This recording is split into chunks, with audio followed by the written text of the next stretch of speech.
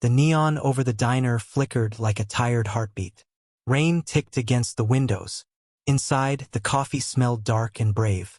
Lily wiped the counter. Her hands were steady. Her chest was not.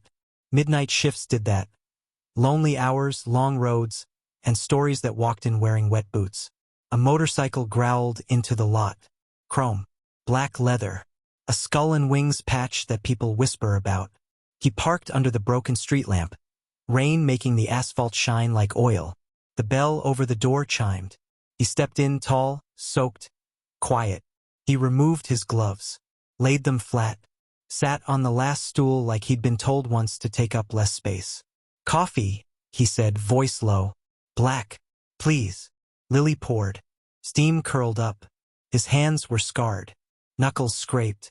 As tired, not wild. Then came the sirens. Blue and red bled across the chrome napkin holder.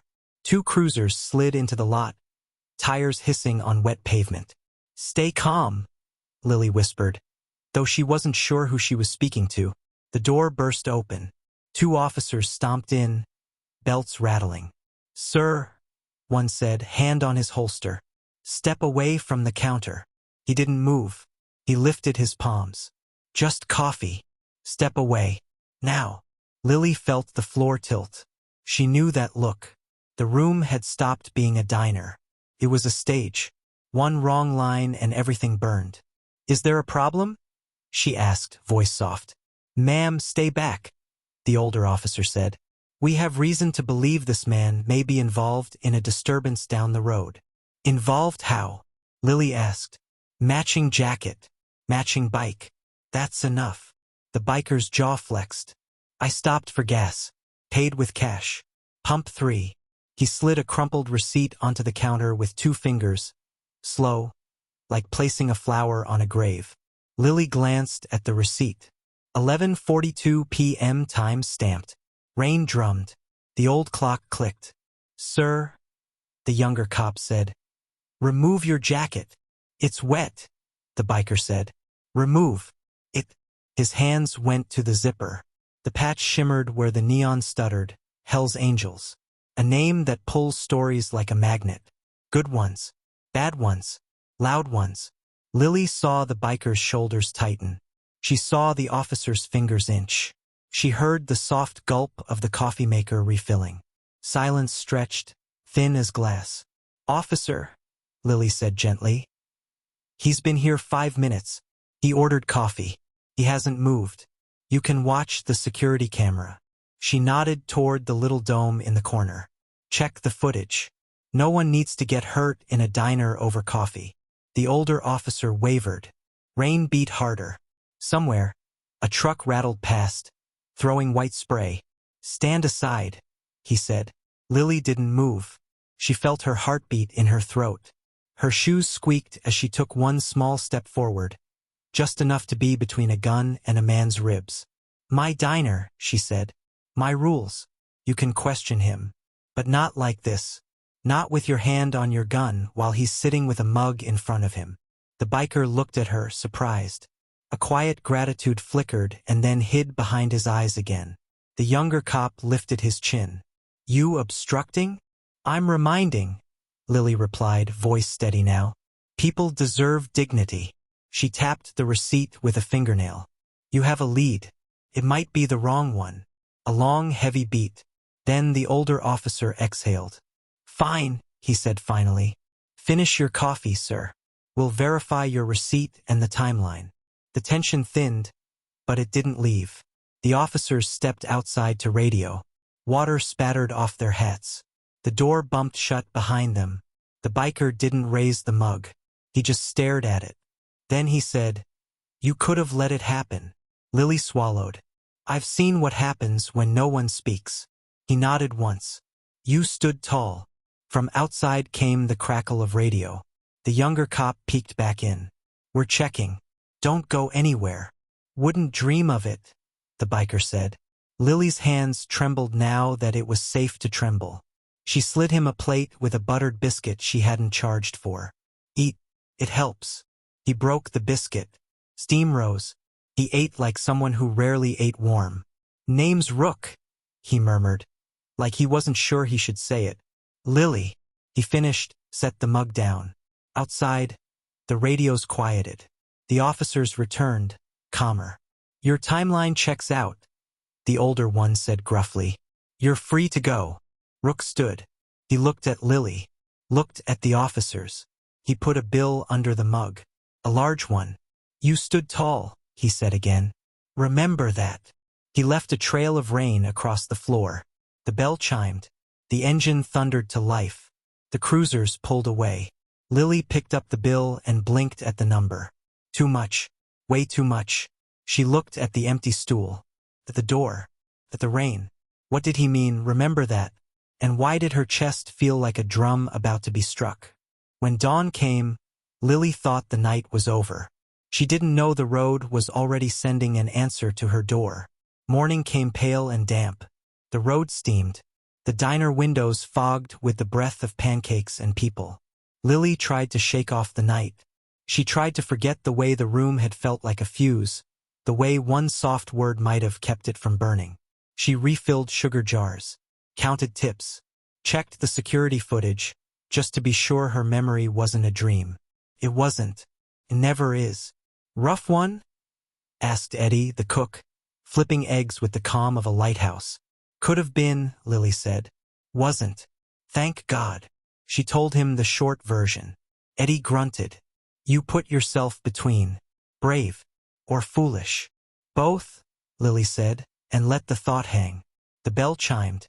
Regulars drifted in. A trucker who always asked for extra jelly. A teacher with ink on her fingers. The retired couple who shared one cinnamon roll and 50 years of quiet laughter. The world looked normal again. Safe. Ordinary. Then, a tremor in the distance. Not thunder. Not a single motorcycle either. A rolling, rising hum. Eddie paused mid-flip. Lily looked up, spatula in hand. The regulars turned toward the windows as if someone had opened a door to the ocean. The sound grew. Deep. Layered. A choir of engines. Is that? The teacher whispered. Lily stepped to the glass. At first she saw nothing but gray road and the ghost of her own reflection. Then they came over the rise. One headlight. 2. 10. A river of chrome and leather flowing toward the diner. Hearts hit throats. Forks paused halfway to mouths. Engines filled the lot, controlled, respectful like a procession. Exhaust curled. Boots touched down in a synchronized dance. Helmets came off. Sun flashed on rings and patches and the quiet eyes of people who had crossed long roads. The door opened. Rook walked in first. He wasn't wet now. He wasn't alone either.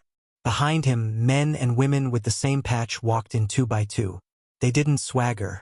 They didn't snarl. They looked around as if reading the room carefully, making sure they didn't push the walls with their presence. Morning, Rook said. Lily's voice went thin. Morning. He nodded toward the last stool. Is it free? It always is, she said, though nothing felt ordinary anymore. He sat.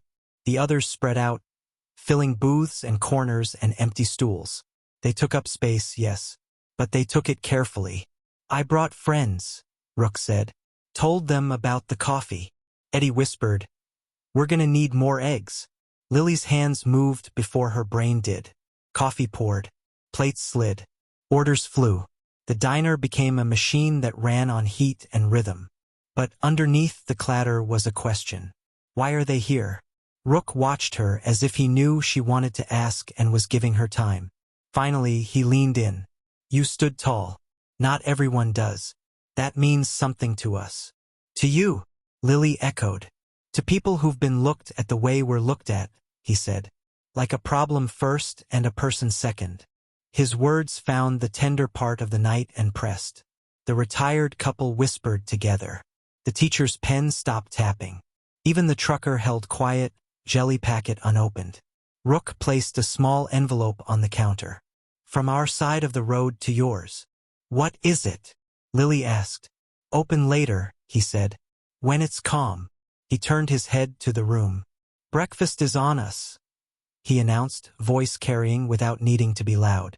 For everyone in the diner. And for the next 20 who walk in. Gasps. Protests. You don't have to, Lily started. Rook lifted a hand. We want to.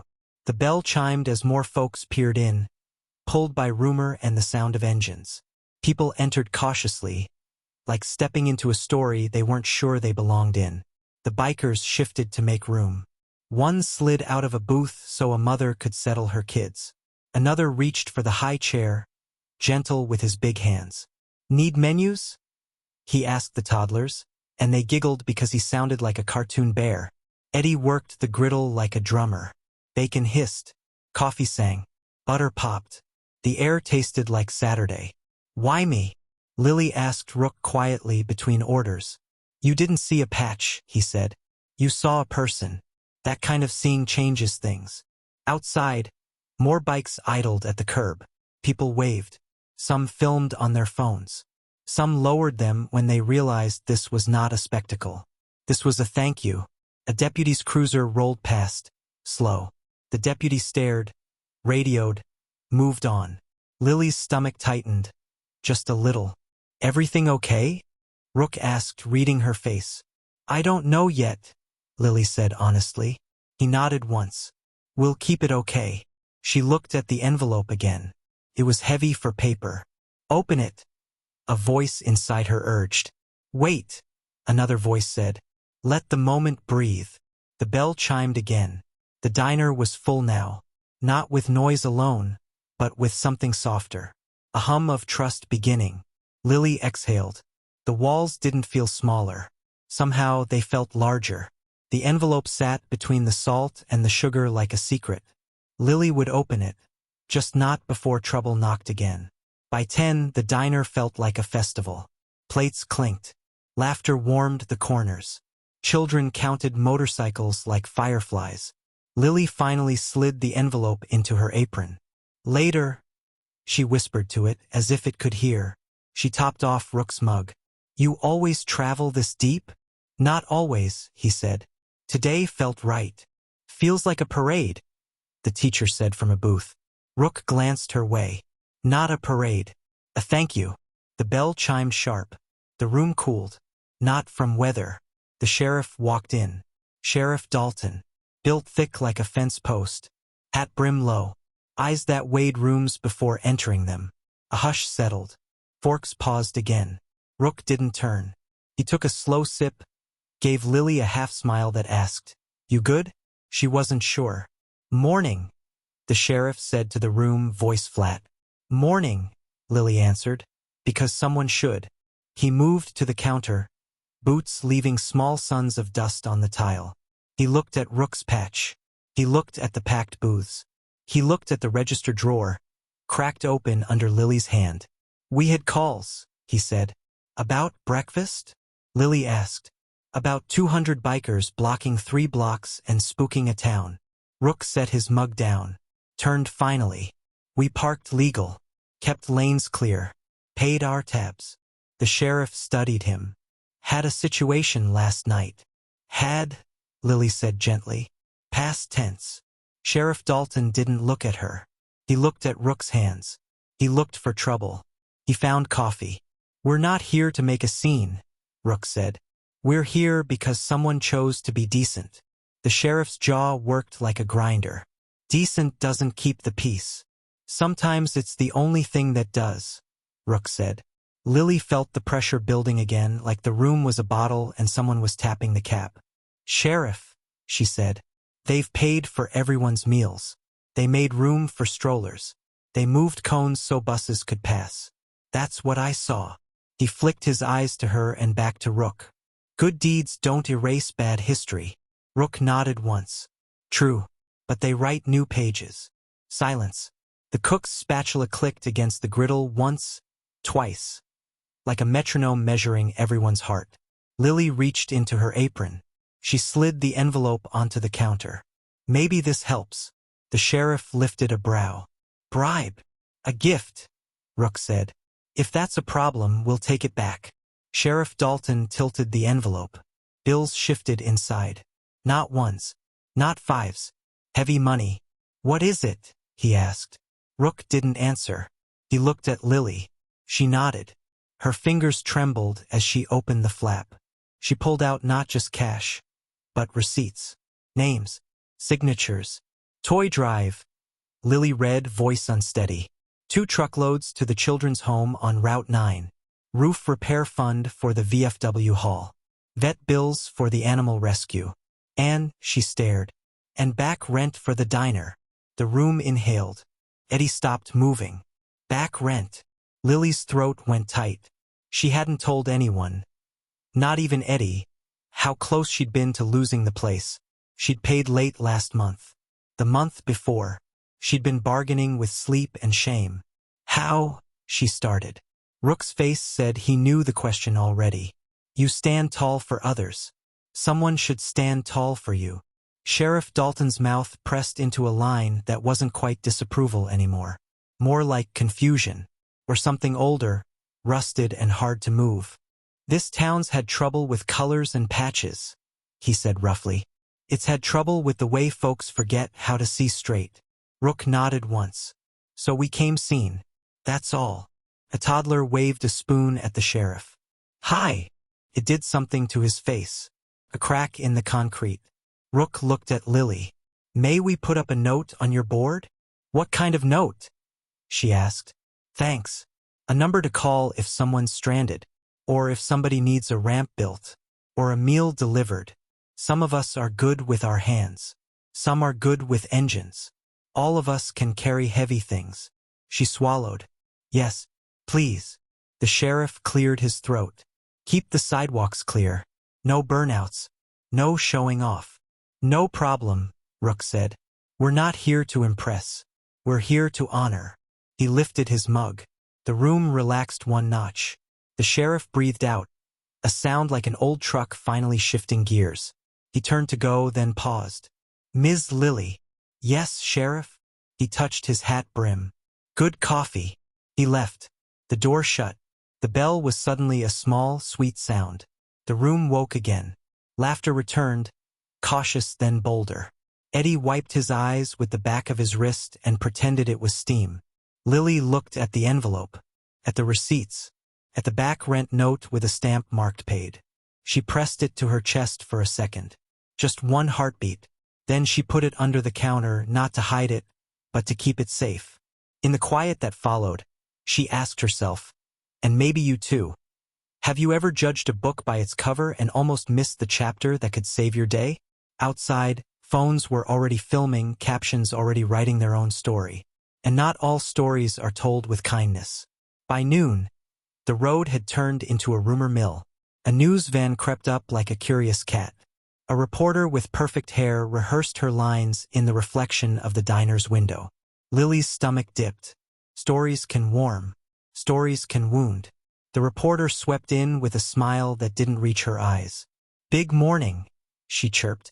Mind if we do a quick piece? Lily glanced at Rook. He tilted his head. A silent question. Your call. Okay, Lily said carefully. But tell the truth. Of course, the reporter said. Already waving her camera guy toward the corner with the neon pie sign, she began. A biker gang descended on a small-town diner today. Lily felt the blood leave her face. Rook's jaw went granite, raising concerns among locals. The reporter continued. But claiming they're here to, Lily held up a hand. Stop. Not gang. Not concerns. Did you talk to anyone in here? Did you see the toy drive receipts? The families they made room for? The rent they saved? The reporter blinked, irritated.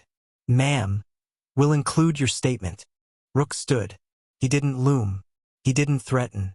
He simply stepped into the frame and handed the reporter a stack of papers. Include these too. She opened the top. The camera caught words like donation and received and volunteer sign up. The teacher spoke up from her booth. My 4th graders will have books next month because of them. The trucker lifted his coffee. Best breakfast I've had. And they paid for it. The retired couple clasped hands and nodded. They carried our groceries from the car last week, the woman said. Same patch. Same kindness. The reporter recalibrated mid-sentence, eyes flicking between the stack and the faces. Okay, she said, smile resetting. Let's start again. Outside, A boy in a wheelchair watched from the sidewalk, eyes wide. His tire had a slow leak. His father, thin and tired, wrestled with an old pump. One of the bikers, grizzled, tattooed, eyes soft, noticed. He slipped out, knelt, and patched the tube with hands that had fixed bigger machines. "You'll roll smoother than a drum," he told the boy. The boy laughed. The camera caught that too. The reporter changed her opening. A group of riders arrived at Lily's diner today with a different kind of noise. Gratitude. Not perfect. Better. A little later, Sheriff Dalton returned with 2 deputies and road cones. Not for control. For escort. They placed them to help cars flow safely. He stood by the door and watched the cameras with a face that said he was learning in real time. "Ms. Lily," he said quietly. "You need anything, you holler." "I will," she said. "And Sheriff?"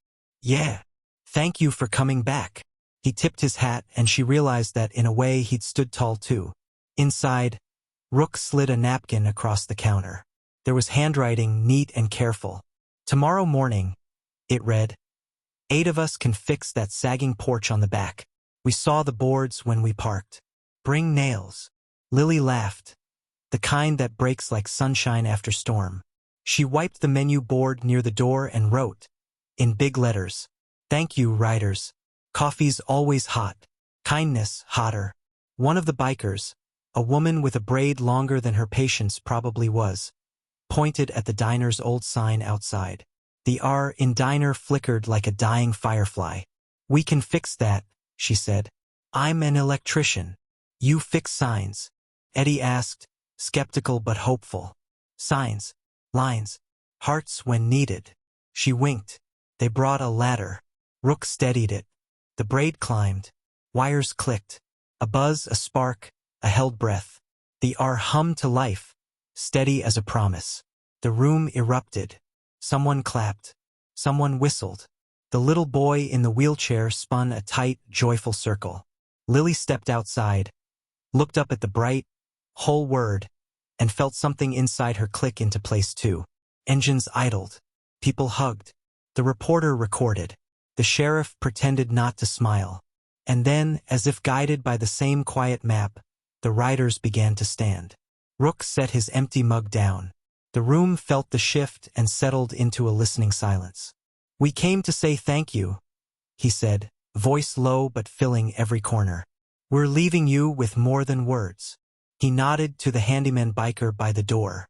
The man lifted a small wooden plaque. Sanded, varnished, letters carved by a steady hand. "This diner is protected by kindness." Rook held it out to Lily, not like a trophy, like a promise. Her eyes stung. "You didn't have to." "That's the point," he said. Lily reached for the plaque. When Rook said, "One more thing," and the whole room leaned in, Rook cleared his throat. The engines outside throttled down to a hush, like they, too, were listening. "One more thing," he said again, softer. "This is from the one who taught me what standing tall looks like." Lily waited. "My brother," he said. "He wore this patch before me. He was loud. He was brave. He was also tired. The world didn't always see him right. One night it saw him wrong. He went out for coffee and didn't come home. The room went still as a church before a prayer. After that," Rook continued, "I decided if I ever saw someone step in, like you did, I'd show up so big the world would have to look again." He lifted a small object from his pocket. A coin. Gold-edged, worn. He turned it between his fingers. The light caught words stamped into it. "Honor. Right. Serve." "This was his," Rook said. "I carry it to remember that strength doesn't always look like a fist. Sometimes it looks like a waitress with a steady voice." He set the coin on the counter. It rang a small clear note. Lily didn't touch it at first. Some things you hold better by not holding. She looked at Rook. He looked at the floor, then back at her, face steady but eyes glassed. "Thank you," she said. 2 small words. All the ones she had. Rook nodded once, a slow bow. The biker with the braid asked, "Where do you want the plaque?" Lily stepped to the doorway, hand on the wood that had been touched by 1,000 palms. "Right here," she said.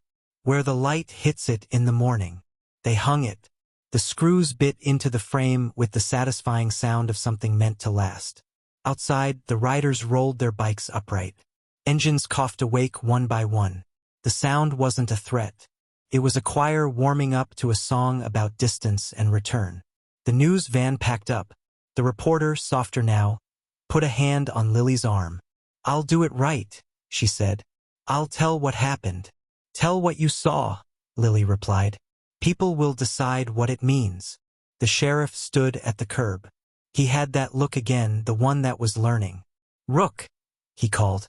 "Safe roads." Rook touched 2 fingers to his temple in a salute not born of rank but of respect. "You too, Sheriff." A few locals stepped forward, hesitant and then not. The teacher handed Rook a bag of cookies baked that morning. The trucker offered a handshake that became a hug. The retired couple pressed a sticky note into the braid's palm. "Call us if you need pies for any fundraisers," it read. There were hearts drawn in shaky pen. Eddie leaned in to Lily. "I misjudged them," he said. "Heard stories. Forgot to listen." "We did a lot of hearing today," Lily said. "Not just with our ears." Rook swung a leg over his bike. "If anyone in town needs a ramp," he called, "or a ride to a clinic, or a battery jump at midnight, your board's got our number." Lily raised the coin finally. The metal was warm from his hand, heavy like a small truth. "You sure?" she asked. "It's in the right place," he said. She slipped it into the pocket next to the envelope that had saved the diner's tomorrow. She felt both shapes and knew one was money and one was meaning, and both were mercy.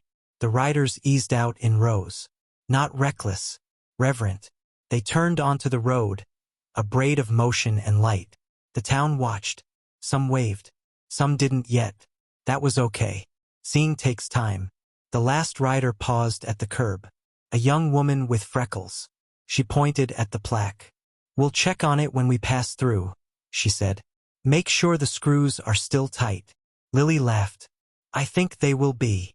The woman revved, then cut it to make a small boy laugh again, then rolled on. The engines grew softer. The air settled. The diner's neon buzzed. Birds reclaimed the wires. Eddie exhaled. "I feel different." "Maybe we all do," Lily said. She went to the board. She pinned the rider's number next to the flyers for lost cats and church picnics and a spare room rental. She wrote a note under it. "If you need help, ask. If you can help, answer." She stepped outside alone for a minute. The morning had burned off the damp. Sun warmed the doorframe where the plaque hung, words glowing like they'd been lit from inside. She put her palm on the wood, felt the grain, felt the history of the building under her skin, felt the echo of engines that had come not to scare, but to serve. Her phone vibrated. A message from the landlord. "Saw the news. Your back rent. Covered? Is that true?" "Yes," she typed. "True." 3 dots. Then, "Keep the diner, Lily. I was thinking of raising rent." "I won't. People like you keep this town better than I do." She stared. The road had left more than money. It had left space. It had left room for better choices. Lily looked at the coin in her hand one last time before sliding it onto a nail behind the register, next to a picture of her dad in his mechanic's shirt, grinning in black and white. "Look, Dad," she whispered. "You'd have liked them." Inside, a new customer stepped up to the counter, hesitant. "Is it true?" he asked. "About the riders?" "It's true," Lily said. "All of it." He nodded, eyes softer than when he walked in. "In that case, I'll start a tab for anyone who needs breakfast tomorrow." Lily blinked. "You don't have to." He smiled. "I know." She poured coffee. The mug filled. The day did too. Before the lunch rush hit, she stood in the doorway and asked the room, "And maybe you too, when have you been seen for who you really are, and how did it change what you did next? If you were in Lily's shoes that night, would you have stepped between the officers and Rook? Why or why not?